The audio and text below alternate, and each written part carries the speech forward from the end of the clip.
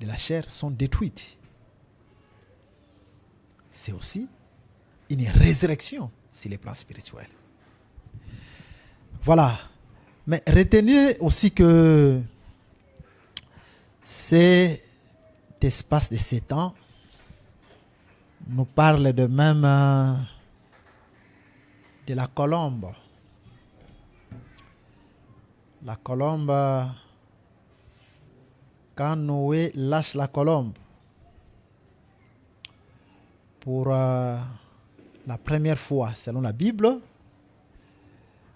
la colombe est partie et n'a pas trouvé là où il devait mettre ses pieds. La colombe retourne. Donc la colombe a mouvé sur les eaux. Et la colombe devait retourner. Et on doit attendre 7 jours. Voilà. 7 jours après, Noé va lâcher de nouveau la colombe. La colombe est partie. Et cette fois-ci, la colombe va se poser sur un arbre à 3 reprises. Pour la première fois, la colombe est partie et n'a pas trouvé là où il devait poser ses pieds, où elle devait poser ses pieds, s'il vous plaît. Parce qu'il y avait des eaux partout. La colombe retournait dans l'arche. Et Noé devait attendre 7 jours. 7 jours après, Noé lâcha de nouveau la colombe. Et cette fois-ci, la colombe va se poser sur un arbre qu'on appelle l'olivier. Et la colombe viendra avec une branche d'olivier auprès de Noé comme témoin que l'eau est en train de s'abaisser. Alors, l'espace de 7 jours-là, avant que Noé ne puisse envoyer la colombe pour la seconde fois, ce sont aussi les temps de cette église. On va l'expliquer, vous allez comprendre beaucoup de choses. Je vais lire cette écriture d'abord, Genèse chapitre 8, et nous commençons à lire à partir du 7e verset. Noé lâcha les corbeaux, qui sortit, partant et revenant, jusqu'à ce que les eaux eussent séché sur la terre. Il lâcha aussi la colombe, pour voir si les eaux avaient diminué à la surface de la terre. Mais la colombe ne trouva aucun lieu pour poser la plante de son pied, et elle revint à lui dans l'arche, car il y avait des eaux à la surface de toute la terre. Il avança la main, la prit et la fit rentrer auprès de lui dans l'arche. Il attendit encore 7 autres jours, très important. Et il lâcha de nouveau la colombe hors de l'arche. La colombe revint à lui sur le soir. Et voici, une feuille d'olivier arrachée était dans son bec. Noé connut ainsi que les eaux avaient diminué sur la terre. Il attendit encore 7 autres jours et il lâcha la colombe, mais elle ne revint plus à lui. Très important. Nous comprenons que cette écriture est prophétique. Vous allez remarquer que ces 2 oiseaux firent des envoyés, parce que Noé n'envoya que 2 oiseaux. Ce sont des envoyés. Et les premiers envoyés étaient les corbeaux. Le corbeau a été envoyé afin d'apporter un message auprès de Noé pour savoir si les eaux étaient, oui ou non, diminuées de la surface de la terre. Mais le corbeau est parti pour toujours. C'est pour dire que le corbeau n'avait pas accompli sa mission, les premiers envoyés. Et les premiers envoyés là, c'est Moïse. Moïse, c'est un corbeau. Il est parti, mais la Bible nous déclare que la loi n'a rien amené à la perfection. La loi n'a pas réussi à sa mission. Voilà pourquoi Dieu devait envoyer un autre serviteur. Et l'autre que Dieu a envoyé, c'est le Seigneur Jésus-Christ, la colombe. Si la loi avait réussi sa mission, Dieu n'avait pas envoyé Jésus-Christ. La loi n'avait pas réussi sa mission. Ce sont les deux envoyés-là. Mais remarquez, quand la colombe part, la colombe va planer sur les eaux. Là, la première fois quand Noé envoie la colombe, c'est ça l'esprit qui mouvait sur les eaux. Les eaux du commencement, Genèse chapitre 1er. Et vous allez voir que cette écriture se répète encore dans notre Seigneur Jésus-Christ. Après son baptême, Jésus, quand il était là, Jésus était les eaux du commencement. Hein? Mais Jésus, c'est les eaux du commencement. Même Jean-Baptiste l'a reconnu. Quand Jean-Baptiste a vu Jésus, il a dit ceci. Que celui-ci a été avant moi. Or, sur les plans physiques, Jésus est venu 6 mois après Jean-Baptiste. Parce que Jésus a été conçu dans le corps de Marie 6 mois après Jean-Baptiste. Mais quand Jean-Baptiste voit Jésus, il va dire que celui-ci a été avant moi. Ce sont les eaux du commencement. C'est ça aussi Colossiens chapitre 1er. À partir du verset 15, vous descendez. Où la Bible nous déclare que Jésus est le premier en toutes choses. Voilà. Ce sont les eaux du commencement. Et vous allez remarquer ces jours-là, l'Esprit est venu pendant qu'il y avait beaucoup de gens après le baptême de Jésus, mais l'Esprit devait venir s'émouvoir sur Jésus. Et cet Esprit est venu sous forme de la colombe. Nous comprenons que la colombe là qui est allée s'émouvoir sur les eaux. Mais aujourd'hui, cette colombe vient s'émouvoir sur les vrais eaux qui est le Seigneur Jésus-Christ. Donc Jésus était les eaux du commencement. L'Esprit devait descendre comme étant la colombe pour s'émouvoir sur ces eaux-là. Ça, c'est la première venue de Jésus. Maintenant, on doit attendre 7 jours pour que la colombe revienne. Les 7 jours-là, juste après la mort et la résurrection de Jésus, ce sont les 7 églises. Et après le temps de cette église, la colombe doit venir. Donc, c'est la venue de Jésus pour venir prendre son église. 7 jours après, temple bâti à l'espace de 7 ans. 7 églises. Voyez? Et vous allez remarquer que quand la colombe est venue cette fois-ci, la colombe doit se poser seulement sur un arbre pendant qu'il y avait plusieurs arbres. Et l'arbre sur lequel la colombe s'est posée, c'est l'arbre qui produit de l'huile, l'olivier. Ce n'est pas un vin. Mais nous l'avons lu dans la Bible. Allez dans les livres de Romains chapitre 11. Israël était un olivier franc. Nous étions un olivier sauvage. Mais Dieu nous a fait quitter la forêt pour venir dans la ville et être appelé la Nouvelle Jérusalem. La Jérusalem céleste. Puis nous avons quitté la forêt. Et Dieu nous a fait entrer dans l'olivier franc. C'est-à-dire, l'olivier dans Romains chapitre 11, où c'est l'église, corps de Jésus. L'arbre qui produit de l'huile, parce que seulement dans l'église de corps de Jésus où on voit l'huile, le Saint-Esprit. Et quand il y a le Saint-Esprit, c'est fini, tu es sauvé, parce que c'est un gage pour notre rédemption. Voilà pourquoi la colombe ne pouvait pas se poser n'importe où. Mais quand cette colombe vient, la colombe ne descend pas. C'est dans les airs, dans le sommet de l'arbre, où il prend la branche. Jésus, quand il viendra pour l'enlèvement, Jésus ne descendra pas. C'est dans les airs qu'on va se rencontrer. Et la branche est là, parce que la branche, c'est l'église. Isaïe, c'est une branche qui a été enlevée. Et nous, c'est une branche qu'on a hantée. Et c'est cette branche que Jésus prendra pour aller avec dans la maison céleste, dans l'arche, dans l'éternité. Vous voyez? Donc, c'est l'enlèvement. 7 jours après, la colombe vient de nouveau, prend la branche, l'église,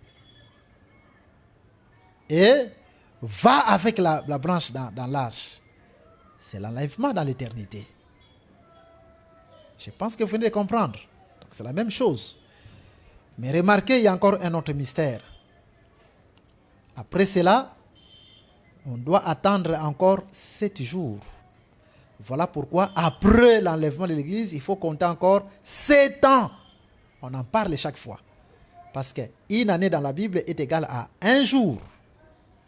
Les 7 années pendant lesquelles on a bâti les temples, ce sont les 7 jours. Nombre chapitre 14, verset 34. Un jour est égal à une année. Vous voyez? Donc ce sont les 7 jours. De même aussi après l'enlèvement, les 7 jours qui suivront après l'enlèvement de l'église, ce sont les 7 ans. C'est comme ça que la Bible est écrite, parce que Dieu a tout codé. C'est le Saint-Esprit qui sonde les profondeurs de Dieu. Et, comme nous le répétons toujours, après l'enlèvement, il y a 7 ans, dont 3 ans et 6 mois, temps pendant lesquels les 2 vont travailler en Israël, les 2 prophètes, après chapitre 11. Et après eux, il y aura 3 ans et 6 mois, temps de la bête. Et 3 ans et 6 mois, temps de la bête, c'est dans Apocalypse chapitre 13, à partir du verset 4, 5, 6. Donc 3 ans et 6 mois, temps des 2 prophètes, 3 ans et 6 mois, temps de la bête, c'est ce qui fait 7 ans. Après quoi, Jésus doit venir. C'est ça, la semaine, la dernière semaine des 70 semaines, dans la prophétie des 70 semaines. Dans le chapitre 9, la dernière semaine, 7 jours. Vous voyez? Et après cela, la colombe est partie pour la 3e fois.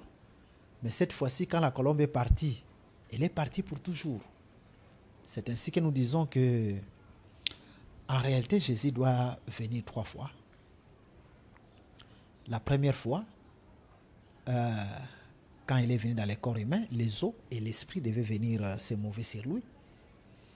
La deuxième fois, c'est par rapport à notre enlèvement. C'est ça la colombe qui est envoyée 7 jours après. Les 7 jours, les 7 églises. Hein? Il prend la branche et part avec. Et puis on doit attendre encore 7 jours. Donc il faut attendre encore 7 ans.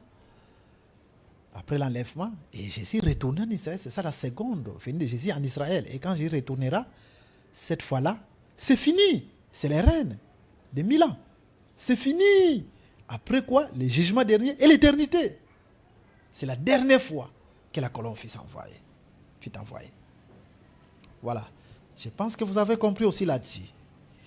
Et Dieu qui parle, tantôt d'une manière, tantôt d'une autre, c'est cette église où les 7 ans pendant lesquels les temples devaient être construits nous parle aussi de cet éterniement du fils de la Synamite qui était ressuscité.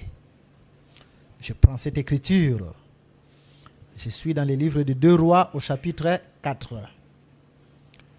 Je lis avec vous. 2 Rois, chapitre 4. Nous lisons à partir du verset 34. Élisée monta et se coucha sur l'enfant. Très important, j'aime beaucoup cette écriture. Il mit sa bouche sur la bouche de l'enfant, ses mains sur ses mains, ses yeux sur ses yeux, et il s'étendit sur lui. Et la chair de l'enfant se réchauffa. Oh, j'aime ça. Élisée s'éloigna, alla ça et là par la maison, puis remonta et s'étendit sur l'enfant. Suivez-nous attentivement. Et l'enfant éternua 7 fois. Et il ouvrit les yeux. Voilà. Nous voulons dire quelque chose ici. Et je pense que le Seigneur va nous édifier. Et le tout pour la gloire en son nom. Donc, nous étions en train de dire que, en réalité,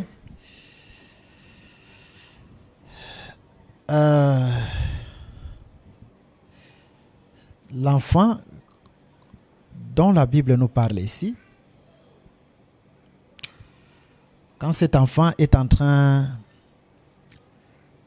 d'être ressuscité, cet enfant doit éternuer 7 fois. C'est un signe qui montre que le souffle de vie est entré en lui. Parce que s'éternuer veut dire, c'est le fait de dégager brusquement de l'air, soit de la bouche ou du nez. Et l'air, c'est ça le souffle. Hein? Selon la Bible. Je prends les livres de...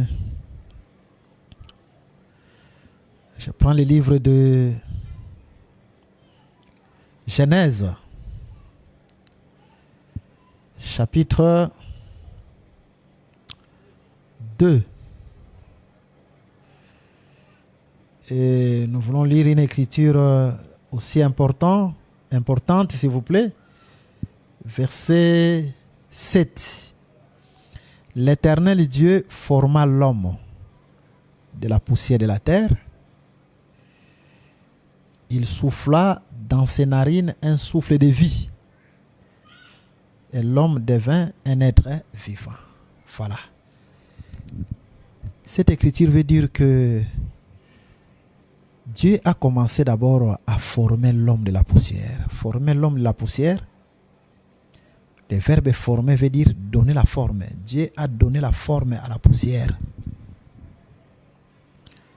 Mais comment est-ce que Dieu pouvait donner la forme à la poussière si l'eau n'est pas passée par cette poussière-là? Parce que si vous prenez seulement la poussière, qu'on donne la forme à la poussière, ça ne tiendra pas. Il faut qu'on y mette de l'eau. Et quand on y met de l'eau, c'est alors que la poussière prend forme. Et c'est ce que Dieu a fait. Donc, ce que nous devons comprendre dans cette écriture de Genèse, que Dieu a pris la poussière, il a fait passer la poussière dans l'eau pour donner la forme à cette poussière-là. Donc Dieu a formé d'abord une statue qui ne parlait pas. Il forme la tête d'Adam, il forme les oreilles, les yeux, il forme les pieds, le ventre, les mains, ainsi de suite, les bras. Tout par la poussière. Donc Dieu, c'est un vrai architecte, un vrai artiste. C'est un vrai artiste, s'il vous plaît.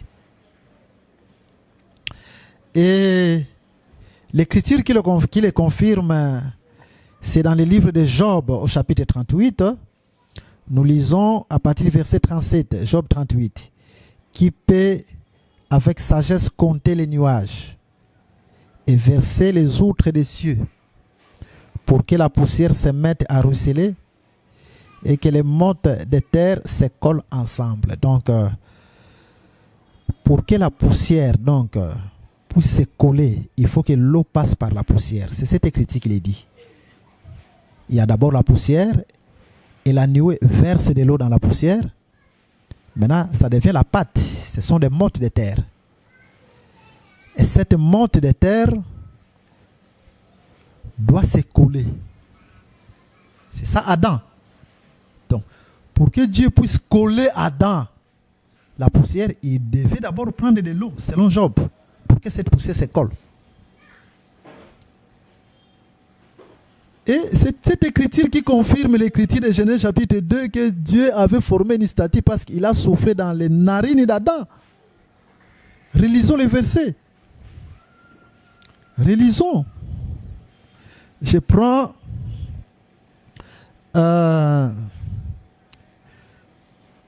Genèse chapitre 2, là où nous étions, au verset 7. L'Éternel Dieu forma l'homme de la poussière de la terre. Il souffla dans ses narines. Voilà. Donc Dieu avait formé vraiment une statue avec le nez et tous les autres membres. Et selon Job, pour que la poussière se colle, il faut que la poussière passe dans de l'eau. Et ensuite, Dieu souffla dans les narines. D'une autre manière, Adam est passé par l'eau de baptême, parce que la poussière devait passer dans l'eau. Et ensuite, Dieu souffla sur cette statue qui était Adam, c'est-à-dire, c'est le baptême du Saint-Esprit. Donc, pour être baptisé d'eau, Dieu montrait déjà dans la création, par la création d'Adam, qu'il faut passer d'abord par les baptêmes, parce que la poussière là devait passer d'abord par de l'eau. C'est ça le baptême d'Adam. Je vous prends une écriture dans les livres de Actes des Apôtres, au chapitre 2. Je commence à partir du 38e verset. Il est dit ceci: Pierre leur dit, répentez-vous et que chacun de vous soit baptisé au nom de Jésus. Répentez-vous. Donc dans cette écriture des Actes des Apôtres chapitre 2, verset, à partir du verset 38, quand Pierre dit, répentez-vous et que chacun de vous soit baptisé au nom de Jésus-Christ. Donc dans cette écriture des Actes des Apôtres au chapitre 2, à partir du verset 38, quand Pierre dit, répentez-vous et que chacun de vous soit baptisé au nom de Jésus-Christ pour le pardon de vos péchés et vous recevrez les dons du Saint-Esprit. Cette écriture est prophétique aussi. Cela voulait seulement dire que Dieu qui devait d'abord donner la forme à la terre. Mais comment il devait donner la forme à la terre? L'eau doit passer par la terre. Vous voyez? Par la poussière. Et cette eau-là, c'est l'eau du baptême qui vient après avoir pris la décision. Donc la repentance. De quitter le monde et de croire en Jésus-Christ. Et puis ensuite, vous recevrez les dons du Saint-Esprit. Là, c'est quand Dieu souffla l'Esprit dans Adam. Donc, Adam est passé aussi par l'eau de baptême. Et c'est un modèle aussi pour nous. C'est pour que Dieu nous donne la forme. La première des choses, c'est la repentance. Et ce qui montre que nous sommes repentis, nous avons pris la décision de quitter le monde et de venir à Jésus-Christ. Nous devons passer par l'eau du baptême. Là, Dieu nous donne la forme. Mais l'œuvre n'a pas encore fini. Dieu doit souffler sur nous. Dieu doit nous donner le Saint-Esprit. Dans Actes des Apôtres, chapitre 19, Pierre arrive dans une ville d'Éphèse, dans une ville appelée Éphèse. Et là, il trouva 12 disciples qui n'avaient pas le Saint-Esprit. Paul va leur demander de quel baptême avez-vous été baptisés. Ils vont dire du baptême des gens. Et le baptême des gens ne pouvait pas donner le Saint-Esprit. Paul leur baptisa au nom de Jésus, parce que le baptême des gens était seulement le baptême de repentance pour croire à celui qui venait. Vous voyez? Cette repentance, c'est dans le sens de croire à celui qui venait. Quitter la loi et les prophètes et croire en Jésus-Christ. Et là, Paul va les baptiser au nom de Jésus-Christ. Et ensuite, Dieu leur donna son esprit quand Paul leur y impose les mains. Voilà, donc d'abord il faut passer par l'eau de baptême. C'est ça, Dieu nous donne la forme. Et ensuite, Dieu doit souffler sur nous. Ces modèles, nous les voyons aussi avec Jésus, parce que Jésus, c'est notre modèle. Jésus aussi devait passer par l'eau de baptême. Et quand il est sorti des eaux de baptême, ensuite, l'Esprit est descendu sur lui sous forme de la colombe. Donc, l'eau de baptême, et ensuite l'Esprit. Et nous les voyons en Adam aussi. Et comprenez une chose, chers bien-aimés. La différence entre le baptême de Jésus et les baptêmes, et notre baptême, ou les baptêmes que les autres avaient, par Jean-Baptiste, Jésus, ce n'était pas le baptême de repentance. Parce que Jésus ne peut pas se repentir. Il est Dieu véritable et saint. C'est lui-même la sainteté faite chair. Vous voyez, le baptême de Jésus, c'est le baptême pour accomplir ce qui est juste. Voilà pourquoi quand Jean refusait de baptiser Jésus lui a répondu qu'il les baptise afin d'accomplir ce qui est juste. Donc, Jésus-Christ a accompli beaucoup d'écritures quand il a été baptisé. Parmi ces écritures-là, vous allez voir dans l'ombre, Aaron était plus grand que Moïse. Mais Moïse a baptisé Aaron. Vous voyez? Et quand Jésus-Christ est venu, Jésus-Christ aussi est plus grand que Jean-Baptiste, parce que Jésus-Christ, Jean-Baptiste l'a reconnu, il a été avant lui, que Jésus a été avant lui. Jésus est plus grand, il est plus âgé que Jean-Baptiste. Jésus a existé depuis l'éternité, c'est le Dieu véritable. Mais les petits frères, parce que Jean-Baptiste, c'est Moïse qui se répète, baptise les grands frères. Donc, le baptême de Jésus, c'est Dieu dans l'accomplissement. On peut prendre beaucoup d'écritures dans la Bible. Mais notre objectif est autre. Là, c'est seulement une entre parenthèse. Donc, ces écritures qui démontrent que le baptême de Jésus était un baptême seulement d'accomplir les écritures, ce qui est juste. Parce que ce qui était juste, c'était là, les écritures. Vous voyez? Alors, remarquez une chose. Donc, vous venez de comprendre que Adam, en réalité, avant que Dieu puisse souffler sur lui, c'est un corps qui était là étendu. C'est là que nous disons que l'enfant là qui était mort, en réalité, parlait d'Adam. Un corps étendu, et on doit souffler dans ce corps, afin qu'il devienne un être vivant. Parce que quand on voit Adam, on voit l'humanité entière. Tous nous sommes sortis d'Adam terrestre. L'humanité entière. Maintenant,